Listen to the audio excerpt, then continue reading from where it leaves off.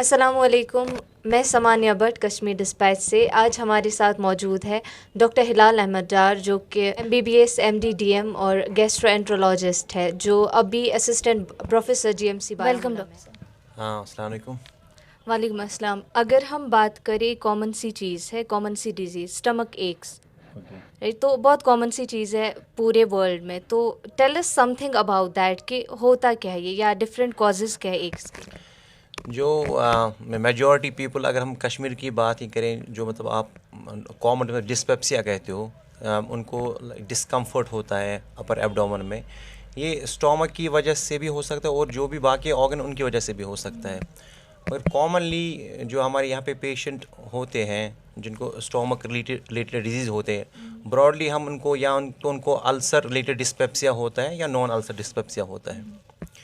ये ulcer related जिसमें आपका ये गैस्ट्रिक अल्सर्स होते हैं या ड्यूडनल अल्सर्स होते हैं, उसमें बहुत सारे कॉज होते हैं। अगर मैं कश्मीर की बात करूं, या अगर हम मतलब मेजॉरिटी ये बात है कि ऑल ओवर वर्ल्ड की, तो जो एच पायलोरी रिलेटेड गैस्ट्राइटिस वो बहुत कॉमन है। क्योंकि जो एच पायलोरी एक बैक्टीरिया है, अगर हम डेवलपिंग कंट्रीज़ की बात करें जिसमें इंडिया भी आता है, तो मेजॉरिटी से 20 to 30 ईयर्स में लगभग 80% इन्फेक्टेड होते हैं। लेकिन इसका ये मतलब नहीं कि सभी को इसी की वजह से होता है, जो कॉमनली यहाँ पे एक नोशन है जो कश्मीर में है। लेकिन अगर किसी पेशेंट को अल्सर्स रहते हैं, चाहे गैस्ट्रिक अल्सर्स है या ड्यूडनल अल्सर्स हैं, एच पायलोरी आप डिटेक्ट कर पाते हो, सो हम उसको ट्रीट करते हैं कि आगे चल के उसको बाकी प्रॉब्लम नहीं होंगी। तो इसके बगैर भी जो यहाँ पे मुझे कॉमन कॉज लगता है कश्मीर में, कि यहाँ पे अननेसेसरली जो हम ड्रग्स लेते हैं, मेडिसिन लेते हैं, उसमें सबसे बड़ी वजह है कि यहाँ पे हम बहुत सारे मतलब मेजॉरिटी लोग पेन किलर्स लेते हैं, और वो भी ऐसे लेते हैं जो प्रेस्क्राइब नहीं किया, वो खुद ही लेते हैं, मतलब खुद ही ओवरडोजिंग करते हैं, एक्स्ट्रा मेडिसिन लेते हैं और अननेसेसरी कंडीशंस के लेते हैं। सेकंड, जो हम बाकी दवाएं लेते हैं उससे भी बहुत सारी चीज़ें हो सकती है, स्टॉक में अल्सर्स हो सकते हैं या स्टोमक एक हो सकती है। ये तो एक बड़ा सा ग्रुप है। तो दूसरा बड़ा ग्रुप भी है जिनको अल्सर्स नहीं रहते हैं, आप एंडोस्कोपी करते हो तो उनका स्टमक बिल्कुल नॉर्मल होता है, लेकिन उनको भी पेन होती है, वो डिफरेंट है, that is non ulcer dyspepsia. उनका ये रहता है कि जो उनके से जो हाइपर सेंसिटिव होती हैं, वो उन चीज़ों पे पेन परसीव करती है जिस मतलब जो बाकी लोग उस पर नहीं करते। तो उसमें बाकी सारे बहुत इश्यूज़ होते हैं, साइकोजेनिक कंपोनेंट भी होते हैं, देन एनवायरमेंटल फैक्टर्स होते हैं। फूड पैलोरी ये बैक्टीरिया है, और अगर हम पूरे वर्ल्ड को लें, it is the most common chronic infection जो करता है एच पायलोरी। अगर मैं डेवलपिंग कंट्रीज़ की बात करूं, तो यहाँ पे 50 to 80% लोग इन्फेक्टेड होते हैं, ठीक है।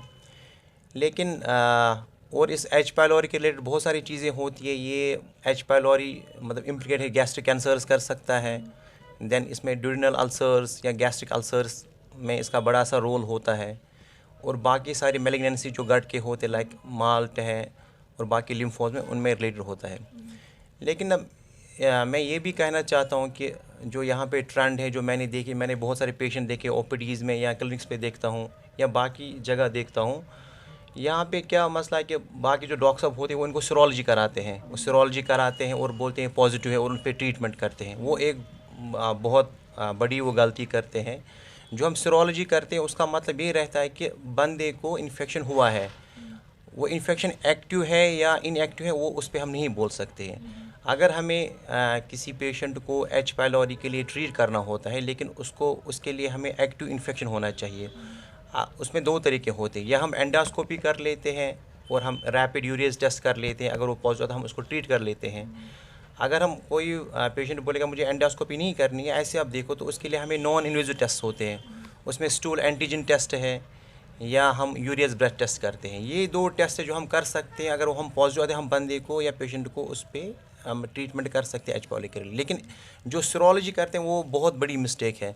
मैं आपको एक एग्जांपल देता हूँ। अगर कोई पेशेंट, आप मान लीजिए उसको एच पायलोरी इन्फेक्शन था और किसी डॉक्टर साहब ने उसको ट्रीट किया है, तो फिर वही पेशेंट किसी दूसरी डॉक्टर साहब के पास आता है, वो बोलता है कि मुझे फ़र्क नहीं हुई, मुझे फिर से वही सिम्टम रहते हैं, तो दूसरा डॉक्टर साहब उसको सीरोलॉजी कराता है। सीरोलॉजी तो ऑब्वियसली पॉजिटिव रहेगी, वो बहुत सालों के लिए पॉजिटिव रहती है, वो उसको फिर से ट्रीट करता है, तो उससे पेशेंट को नुकसान होता है। नुकसान ये होता है कि एक तो अननेसेसरी मेडिसिन खाता है, और उसमें जो एंटीबायोटिक लेता है 10 to 14 डेज, उसमें एंटीबायोटिक रेजिस्टेंस भी रहती है। वो हमें मैं जो भी डॉक्टर साहब हैं मतलब जो इसको सीरोलॉजी को यूज़ करते हैं उनको ये सीरोलॉजी यूज़ नहीं करनी चाहिए। अगर उनको ट्रीटी पेशेंट को करना है they should go for urease breath test और stool antigen test. The wrong test if we are treating, अगर हम किसी को ट्रीट करना चाहते हैं तो हमारे पास टेस्ट अवेलेबल है, यूरियस ब्रेथ टेस्ट है, स्टूल एंटीजन टेस्ट है। तो अगर हम ये देखना चाहते हैं कि किसी को एच पाइलोरी इन्फेक्शन हम ट्रीट करना चाहते हैं नॉन इन्वेजिवली मतलब एंडोस्कोपी के बगैर, तो ये दो चीज़ें कराएं वो। लेकिन जो सीरोलॉजी कराते हैं वो बहुत बड़ी मिस्टेक है। तो वो तो पॉजिटिव रहेगी। इवन हम पेशेंट को ट्रीट भी करते हैं विद दिस जो हम एच पाइलोरी ड्रग्स देते हैं उसके बाद भी पॉजिटिव रहेगा। ओके, क्या रीज़न है, मेन रीज़न जिससे एच पाइलोरी जैसी डिजीज़ आ रही है? एच पाइलोरी का सबसे बड़ा रीज़न है कि जो low socio economic status group रहता है उनमें ये से 80% कैन हैव दिस इन्फेक्शन। तो it is all about hygiene. So it is जो भी it is an feco oral route, इसका बड़ा ये है रहता है कि it is all about hygiene. जितना हाइजीन आपका लो रहेगा तो चांसेस बढ़ जाते हैं इन्फेक्शन के। तो once your hygiene will improve तो you are safer on that side. Dr. Sir, one last message for the people out there regarding this H. pylori. मेरी मैसेज ये रहेगी कि अगर जो हम कॉमनली डिस्पेप्सिया बोलते हैं, लोगों को ये स्टोमक रिलेटेड ये पेन रहती है, उसके लिए उनको चाहिए कि अननेसेसरी ड्रग्स पहले वो बंद करें। जो भी डॉक्टर साहब ट्रीट कर रहे हैं उनको वो PPI दे सकते हैं फॉर 4 to 6 वीक्स। अगर उसके बाद उनको फ़र्क नहीं होती है, जो विलिंग होते हैं they can go for endoscopy and we can go for testing for H pylori.